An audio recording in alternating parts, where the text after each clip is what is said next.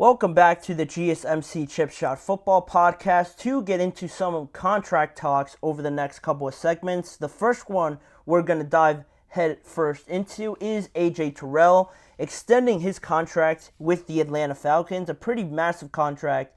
On top of that, yesterday morning the news broke that the Falcons and their defensive back AJ Terrell agreed to a 4-year, $81 million contract extension with $65.8 million guaranteed.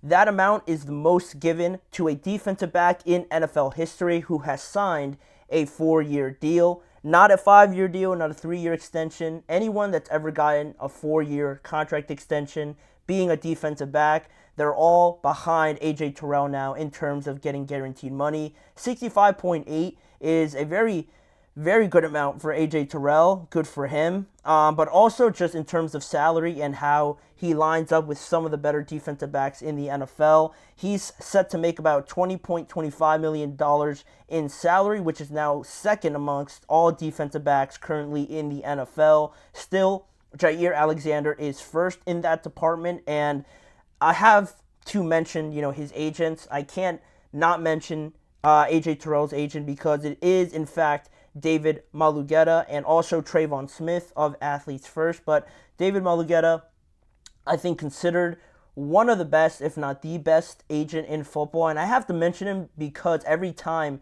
it seems like there is a market-setting or close to a market-setting deal, it always seems to be the Malugeta clients that end up getting these deals. And now I'm just going to have to continually check who it is because this guy's always behind agreeing and coming to terms with the best deals for his clients. And he's done it for, obviously, AJ Terrell. Jordan Love is another one of his clients, and I know I'm missing a lot. But, he's been very good to a lot of his clients, and it's no surprise here that AJ Terrell is one of the highest paid defensive backs already now with his first contract extension because, in part, to David Malugeta and also Trayvon Smith as well. But on top of that, this year, 2024, with how it was all breaking down and the landscape for this situation for the Atlanta Falcons, it was set to be AJ Terrell's 5th year, his 5th-year option year. So he was set to make a base salary of about $12.3 million. And he is still going to make that because the Falcons already exercised that and they entered this year, with the plan to do that. And so he's going to earn that much this year before the extension years kick in and before the salary obviously kicks in as well for that new extension. So once this year is over, 2025 and moving forward will be those extension years, which means AJ Terrell is going to be signed with the Falcons until or through the 2028 year, which is great for them to build out this core group of players that they really want to take into this new era, hopefully a long one with their new head coach Raheem Morris, and locking down a guy like AJ Terrell along with more of their core players like Jesse Bates, Bijan Robinson's obviously on his rookie deal, Drake London, Kyle Pitts. These guys, while their extension may be coming up in less time, you lock down one of your premier defenders, at least on that side of the ball. And knowing Raheem Morris, obviously being a defensive guy, he obviously isn't naive to the fact that you need a lockdown corner if you're going to have any chance of succeeding in the NFL. And also, their division is full of them. Mike Evans is there as well, Chris Godwin. You look at them, Chris Olave as well with the New Orleans Saints. There is some threats there in terms of receivers, so having a guy like this is a tremendous help. Not only AJ Terrell, but also this sort of culminates a pretty busy last couple of weeks for the Atlanta Falcons to make sure they lock down a lot of their big defensive pieces, obviously with AJ Terrell, but in terms of revolutionizing the look of this defense, I had a lot of concerns going in because of their pass rush and the amount of pressure they were able to generate on a game-to-game basis. That has been something they've been struggling with, but they go out, they trade for Matthew Judon. That addresses that. And also, to make matters even better for themselves and in their secondary, they go out and sign Justin Simmons to a 1-year deal to go along with Jesse Bates back there. Now you lock down AJ Terrell.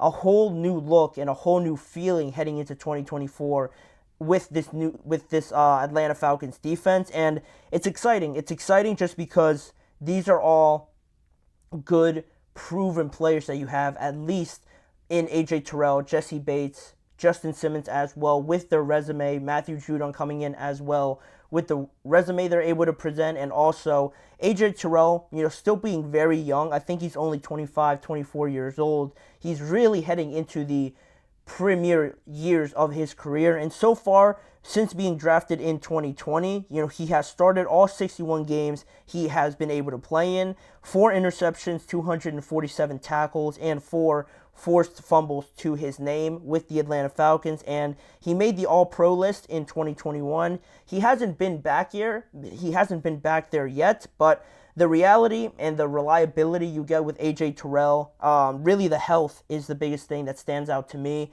The 61 games played, he has started in every game he's been able to play, is huge. It's not a common thing to have a guy like that knowing that you're going to have him out there each and every week, especially obviously in a game like football. Just generally, injuries are going to happen, and for him to be always available, it seems like you can't just buy that, and it's hard to put a price on that as well. So keeping him around for the foreseeable future was a must-have for this Falcons team, and now you look at them with the addition of all those defensive players on that side of the ball, and I don't know what the odds were before, but DraftKings currently has the Falcons as the favorites for that division at minus 130 at the time that I made, this segment plan. So they were at minus 130 at that time, and the Bucks were at plus 320. So it seems like Atlanta has gotten a lot of people's attention, maybe over the last few days or just from the beginning. Again, I don't know what the odds were before, but checking in after this move was made, signing A.J. Terrell. Pretty favorable odds for the Falcons, and it's pretty notable just because you look at the Bucks and the season that they had last year, being able to win that division and having a pretty decent run at it in the playoffs as well, beating the Philadelphia Eagles at home and then being close with the Detroit Lions as well on the road. You'd think they'd come in here, they were able to re-sign a lot of their big-name players like Baker, Mike Evans, and Antoine Winfield, that when I was looking around, the internet for these odds, I thought it'd be a little bit closer, but clearly everyone is buying into the Atlanta Falcons. I think it was brought to my attention today, but I think I saw it just on my own, I think a day or two ago, that I think it was Dan Orlovsky said that the Falcons are Super Bowl contenders. I wouldn't go that far, but they are definitely a bigger threat now than they obviously were.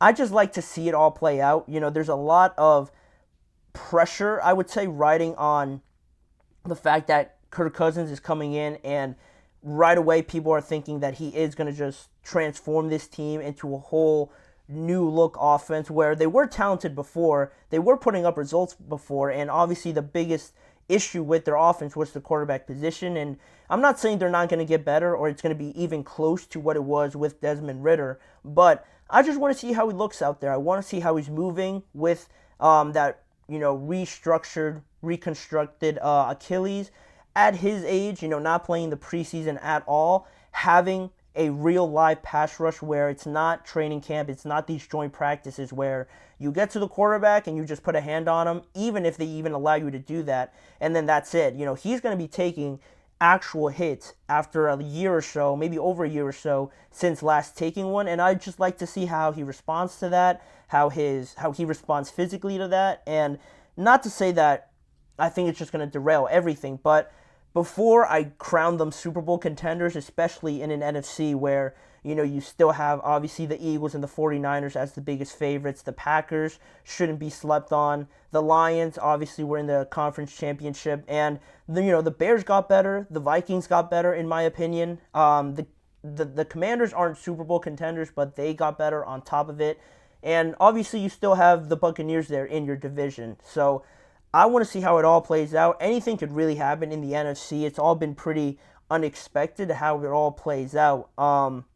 So I'd like to see before I really buy in a lot with this Falcons team. But, it's no surprise that right away people are buying into it. But what else, something else that brings into my mind, that this situation brings into my mind, is that with the division being how it is, definitely not one of the toughest ones in the NFL, but I look at those two games now that the Bucks and the Falcons are scheduled to play with each other, and because it seems like the Bucks and the Falcons are up here, and then the Saints and the Panthers are down here, it just makes me think of how much more of an emphasis it'll be for when those games come around, when they play in Tampa Bay, when they play in Atlanta, how important those two games are going to be, because I wouldn't think it's crazy to say that they're going to potentially sweep the other two teams just because they're just not there yet in terms of talent and how, they're structuring everything in their organization. It seems like the Bucks and Falcons have started to figure it out a little bit more. They have had more success over the last few years. So when those two games come around, it's going to be must-see just because the whole division could be riding on those games. If they sweep the other two teams, and I know that division hardly ever has one of the toughest schedules in the NFL just because they're playing each other, they're going to have a favorable schedule. So I believe they're going to have favorable records when they do play each other. So those two divisional games are going to be important, and there's going to be more attention to that. And I just like to see how each of these teams responds to that. Maybe depending on how the schedule plays out, I don't have it in front of me, but if it's a late divisional game, Bucks, Falcons, and they have virtually around the same record, a lot could be riding on that. And the Falcons, as a younger team, how do they handle that pressure, being close to making the playoffs? Same thing for the Bucks, trying to win back-to-back divisions, being in that situation. Are they favored in those situations? Do they feel more comfortable? I'm very interested to see that, and it will say a lot about the Falcons, especially if they do get to that point. By only getting to that point and being close to winning that division says a lot just based on the results they've had over the last few years. And if they are successful in those games against the Tampa Bay Buccaneers, then I'll really start turning my head and seeing and considering the Falcons as a very, very good team. But for right now, not Super Bowl contenders, but they're right there. They're really pushing. They're banging on the door to really considering themselves one of the better teams. But overall, with this extension, it only helps push that agenda even more, and it should be exciting. That's one thing it'll be, certainly for the Falcons. It seems like they're getting everything right this offseason, and it's only going to kick off in just less than 3 weeks now. So we have that to look forward to in the next couple of weeks. But in terms of this episode, we're going to head into another break. But when we return, some more contract talks, this time a market-setting contract extension giving to Creed Humphrey. The Chiefs extend their center through 2028, and they make him the richest center in NFL history. So stay tuned and find out how much he got and how that impacts their team going forward. You're listening to the GSMC Chip Shot Football Podcast. Looking